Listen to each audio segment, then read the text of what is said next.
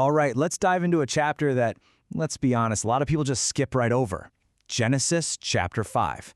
Now, at first glance, it really does look like just a family tree. But trust me, hidden inside this list is an absolutely profound story about life, death, and ultimately, hope.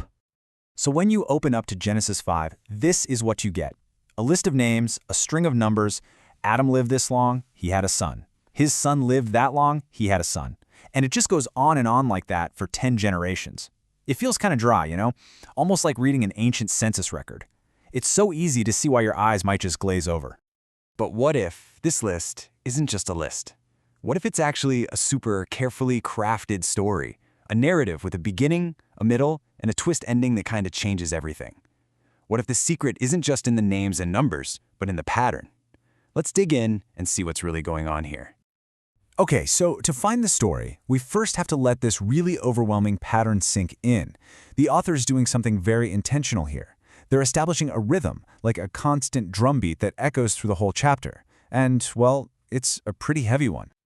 It all kicks off with Adam. The man lived an incredible 930 years, but believe it or not, that huge number isn't even the most important part of his story here. This short, final phrase right here, "and he died." It completely sets the tone for everything that's about to follow. It's the final word for the very first human. Now, let's see what happens with the next generation. Next up is his son, Seth. He lives 912 years. Pretty impressive. But how does his story end? Yup, there it is again. The exact same 3 words. The same finality. That drumbeat just keeps going. It's relentless, marching on from one generation to the next. We can even jump ahead a few generations to Jared. He lived an amazing 962 years. And guess what? His story wraps up in the exact same way. And he died. And he died. And he died. 8 times this phrase tolls like a funeral bell. So you see, the point is crucial. This isn't just a fact being stated, it's a theme. The author is basically hitting us over the head with the consequence of what happened back in the garden. Mortality, death, is now the fundamental rule of human existence. But this pattern of death, it isn't just a chronicle of events. It's a statement about why these events are happening. It's about the very nature of human existence, what some philosophers would call ontology. Now, check this out, because there's a really subtle but incredibly profound shift in the language here.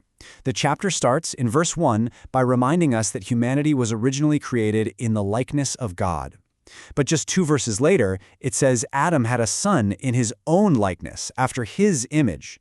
See the difference? Humanity is now reproducing itself, passing down not just Adam's physical image, but also his new mortal nature.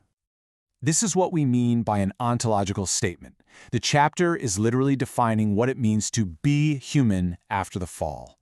Our reality, our very state of being, is now defined by that final, repeating clause, "and he died." It's the new human condition. But right when this rule seems absolutely unbreakable, the author does something brilliant. After pounding that relentless rhythm of death into our heads, the story just shatters it, with one stunning exception. And boom, the pattern stops. The drumbeat goes silent. For the 7th generation, Enoch, we don't get the familiar, tragic phrase. We get this instead. He was not, for God took him. It's a total shock to the system of the story. So what on earth does this mean? Let's just break down how radically different Enoch was. First, his life was way shorter, only 365 years. But it was also described totally differently. He walked with God. And this leads to a completely different end. He doesn't die. He simply was not. And why? Because of a direct, divine intervention, God took him. This is a massive disruption, a sign that while mortality is the rule, it might not be the only possibility out there. So after this incredible break in the pattern with Enoch, the list continues. But it doesn't just go back to the same old rhythm. No, it's building towards a conclusion, a final piece of the story that turns this whole chapter from a sad list into a powerful prophecy. Just look at the story arc this genealogy has created. It's amazing. It starts with Adam, establishing this line of mortality.